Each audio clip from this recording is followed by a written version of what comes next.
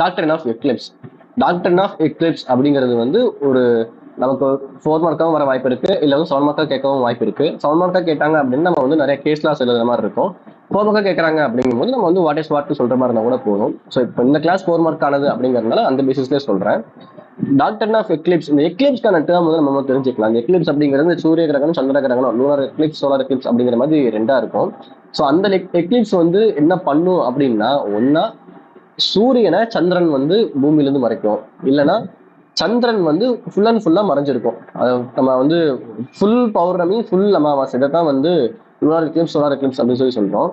இது அப்போ ஆக மொத்தம் கான்செப்ட் என்ன அப்படின்னா, ஏதோ ஒரு விஷயத்த இன்னொரு விஷயம் மறைக்குது அப்படிங்கிறது தான். அந்த மறைக்கிறது அப்படிங்கிறது டெம்பரவரியா மறைக்கிறது தான். இந்த எக்லிப்ஸ் எல்லாம் பாத்தீங்கன்னா டெம்பரரியா தான் இருக்கும், அப்போதைக்கு தான் இருக்கும்.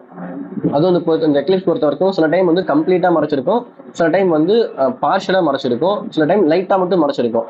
ஸோ அதுதான் வந்து இந்த டாக்டருமே சொல்ல வருது. ஒரு சட்டம் இருக்கு, அந்த சட்டம் என்ன பண்ணுது அப்படின்னா ஃபண்டமெண்டல் ரைட்ஸை வயலேட் பண்ற மாதிரி இருக்கு. அப்போ அந்த சட்டத்தை நம்ம என்ன பண்ணுவோம் அப்படின்னா நீக்கிடுவோம் இந்த அட் பிரசன்ட்ல.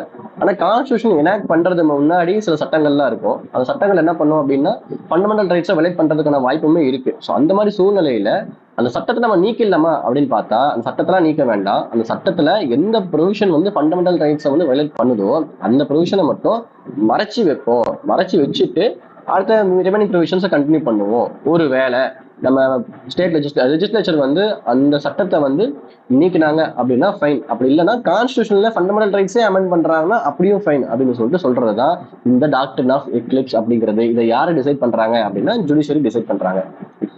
இப்போ வந்து சப்ஜெக்ட் பேசிஸ்ல போயிடலாம். Doctrine of eclipse, to eclipse something means completely or partially hiding something from someone temporarily or permanently. So ஒரு விஷயத்த இன்னொரு விஷயத்துக்காக நம்ம வந்து மறைக்கிறது தான் வந்து எக்லிப்ஸ் அப்படின்னு சொல்றது. அந்த மறைக்கிறது அப்படிங்கிறது வந்து டெம்பரரியாகவும் இருக்கலாம், பர்மனண்டாகவும் இருக்கலாம். அது வந்து மறைக்கக்கூடிய விஷயம் வந்து பார்ஷியலாகவும் மறைச்சிருக்கலாம், இல்லை வந்து ஃபுல்லாகவும் மறைச்சிருக்கலாம். ஸோ அதுதான் வந்து இந்த டாக்டரின் ஆஃப் எக்லிப்ஸ் அப்படிங்கிறது. Here doctrine of eclipse means any pre constitutional law. இது வந்து மெயினா ப்ரீ கான்ஸ்டிடியூஷனல் லா தான் சொல்லுது. Law enacted before constitution inconsistent with the fundamental rights shall be made invalid to the provision which are inconsistent with fundamental rights. So constitution அப்படிங்கிறது நமக்கு தெரியும் 1950 enact பண்றோம். அந்த எனாக்ட் பண்றதுக்கு முன்னாடி ஏகப்பட்ட சட்டம் இருக்கு. இந்த ஐபிசி பாத்தீங்கன்னா 1860 இருந்தது, அப்புறம் இந்தியன் எவிடன்ஸ் ஆக்ட் 1872 இருந்தது. இந்த மாதிரி நிறைய சட்டங்கள் வந்து நம்ம கான்ஸ்டிடியூஷன் எனாக்ட் பண்றதுக்கு முன்னாடி பிரிட்டிஷ் கவர்மெண்ட்னால எனாக்ட் பண்ணப்பட்டிருந்தது. பிரிட்டிஷ் கவர்மெண்ட் சமயத்தில் நமக்கு ஃபண்டமெண்டல் ரைட்ஸ் அப்படிங்கிறது ஒரு கோடிஃபைடாக இல்லை, ஃபண்டமெண்டல் ரைட்ஸ் அப்படிங்கிறது ஒன்றுமே இல்லை. ஸோ அப்படி இருக்கும்போது ஃபண்டமெண்டல் ரைட்ஸ்னு ஒன்று வந்ததுக்கு அப்புறம் இதுல இருக்கக்கூடிய ப்ரொவிஷன்ஸ்ல நம்ம வந்து டிஸ்டர்ப் பண்ற மாதிரி வந்துச்சு அப்படின்னா அந்த சட்டத்தையும் நம்ம நீக்க வேண்டாம். ஏன்னா அந்த சட்டத்தை வந்து நம்ம நடைமுறைப்படுத்திட்டு வந்துட்டு இருக்கோம். திடீர்னு சட்டத்தை நீக்கணும் அப்படின்னா ஏகப்பட்ட சிக்கல் வந்துடும். அதனால நம்ம சுப்ரீம் கோர்ட் என்ன பண்ணாங்க அப்படின்னா இந்த ஃபண்டமெண்டல் இந்த சட்டத்தையே நீக்க வேண்டாம், மறைச்சிடுவோம். என்ன சட்டம் வந்து நம்ம பிரச்சனையா இருக்கோ அதை வந்து நம்ம கண்டுக்காம விட்டுருவோம், அது பாடுக்கு அது ஓரமா இருக்கட்டும், அதை தவிர்த்து மிச்சத்தை எல்லா ப்ரொவிஷன்ஸும் நம்ம யூஸ் பண்ணிக்கலாம்னு சொல்லிட்டு சொல்றதுக்கு பேரு தான் டாக்டரின் ஆஃப் எக்லிப்ஸ். அப்படி மறைக்கிறதுக்கு பேரு தான் டாக்டரின் ஆஃப் எக்லிப்ஸ் அப்படிங்கிறது. இது என்ன எக்ஸெப்ஷன் வரும் அப்படின்னா such inconsistency removed by constitutional amendment or amendment to the act. So இப்போ மறைக்கிறோம் இல்லையா, இந்த ப்ரொவிஷன் வந்து ஃபண்டமெண்டல் ரைட் அகேன்ஸ்டா இருக்குன்னு சொல்லி நம்ம மறைக்கிறோம் இல்லையா, அந்த மறைக்கிற ப்ரொவிஷன் வந்து ஒருவேளை நம்ம ஸ்டேட் லெஜிஸ்லேச்சரோ இல்லை வந்து பார்லிமெண்ட்டோ அந்த சட்டத்தில் இருக்கக்கூடிய அந்த ஸ்பெசிஃபிக் ப்ரொவிஷன் ஃபண்டமெண்டல் ரைட்ஸை வயலேட் பண்ற மாதிரியான ஸ்பெசிஃபிக் ப்ரொவிஷனை வந்து அமெண்ட்மெண்ட் பண்றாங்க அப்படின்னாலோ இல்லை நீக்கினாங்க அப்படின்னாலும் நம்ம ஒட்டுமொத்தமா அந்த சட்டத்தை யூஸ் பண்ணிக்க போறோம். இல்லை அமெண்ட்மெண்ட் பண்றோம்னா அந்த ப்ரொவிஷன் நம்ம உள்ளுக்குள்ள ஏற்றுப்போம். அப்படி இல்லையா ஃபண்டமெண்டல் ரைட்ஸ்லேயே ஒரு அமெண்ட்மெண்ட் நடக்குது அப்படிங்கும் போது நம்ம அந்த சட்டத்தை நம்ம வந்து கூட சேர்த்துக்கலாம் அப்படின்னு சொல்லுது. இதுதான் வந்து exception.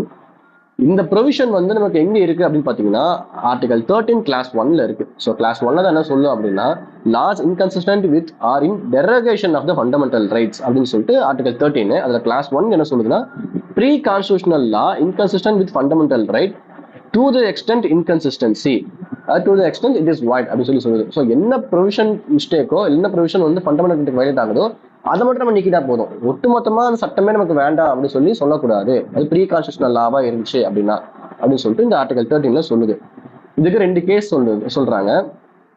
Ratnam versus Union of India 1994 AIR 1844, Shrimati Gian Kaur versus State of Punjab 1996 AIR 946.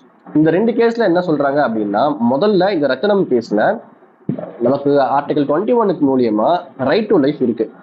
Right to லைஃப்ங்கிறது உயிர் வாழ்றதுக்கு உண்டான ஒரு ஃபண்டமெண்டல் ரைட். நான் உயிர் வாழ்றதுக்கு எனக்கு ஃபண்டமெண்டல் ரைட் இருக்கு அப்படி இருக்கும்போது நான் சாகிறதுக்கு எனக்கு ஃபண்டமெண்டல் ரைட் இருக்குல்ல அப்படின்னு சொல்லிட்டு ஒருத்தர் வந்து கேஸ் போடுறாங்க. ஸோ இது வந்து நமக்கு ஐபிசி 1860 1860 எனாக்ட் பண்ணது, கான்ஸ்டியூஷனுக்கு முன்னாடி எனாக்ட் பண்ண சட்டம் அது. அதுல வந்து செக்ஷன் 309 என்ன சொல்றாங்க அப்படின்னா, punishment for attempt to suicide. Attempt to suicide பண்றவங்களுக்கு சூசைட் பண்ண அட்டம் பண்றவங்களுக்கு பனிஷ்மெண்ட் இருக்கு அந்த செக்ஷன் மூலியமா. ஆனா ஆர்டிகல் 21 என்ன சொல்லுது அப்படின்னா, ரைட் டு லைஃப் இருக்கு அப்படிங்கறதுனால ரைட் டு டையும் இருக்குன்னு சொல்லிட்டு, மீன் ரைட் டு இறக்குறதுக்கும் இருக்கு அப்படின்னு சொல்லிட்டு இந்த கேஸ்ல டிசைட் பண்ணாங்க. ஆக மொத்தம் அந்த செக்ஷன் 309 என்ன பண்ணிட்டாங்கன்னா, டாக்டர் ஆஃப் எக்லிப்ஸ் மூலியமா மறைச்சி வச்சுட்டாங்க.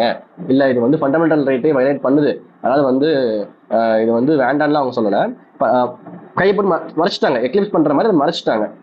ஸோ அடுத்து என்ன பண்றாங்கன்னா, ஸ்ரீமதி கியான் கௌர் ஸ்டேட் ஆஃப் பஞ்சாப் 1996 இந்த கேஸ்ல வந்து ரைட் டு லைஃப் அப்படிங்கிறது ரைட் டு டைலாம் இன்க்ளூட்லாம் இல்லை. அதாவது ரைட் டு லைஃப்ங்கிறது உயிர் வாழ்றதுக்குள்ள ரைட் மட்டும் தான், சாகிறதுக்குள்ள ரைட்லாம் யாருக்குமே இல்லை. ஸோ செக்ஷன் 309 ஆஃப் ஐபிசி வந்து கண்டிப்பா பனிஷபிள் தான். அப்படின்னா கூட வேணும்னா வந்து அவங்களுக்கு ஒரு மென்டல் ஹெல்த்துக்கு உண்டான விஷயத்தெல்லாம் வந்து கொடுக்கலாம்னு சொல்லிட்டு அந்த கேஸ்ல டிசைட் பண்றாங்க. அப்போ அந்த எக்லிப்ஸ் மறைச்சிருந்தது இல்லையா, செக்ஷன் 309 மறைச்சிருந்தாங்க இல்லையா, அதை வந்து எடுத்துடுறாங்க. ஸோ அப்போ எக்லிப்ஸ் அப்படிங்கிறது டெம்பரவரியாகவும் இருக்கலாம், பர்மனண்டாகவும் இருக்கலாம் அப்படிங்கிறது இந்த 2 கேஸ் மூலியமா நம்ம புரிஞ்சுக்க முடியும்.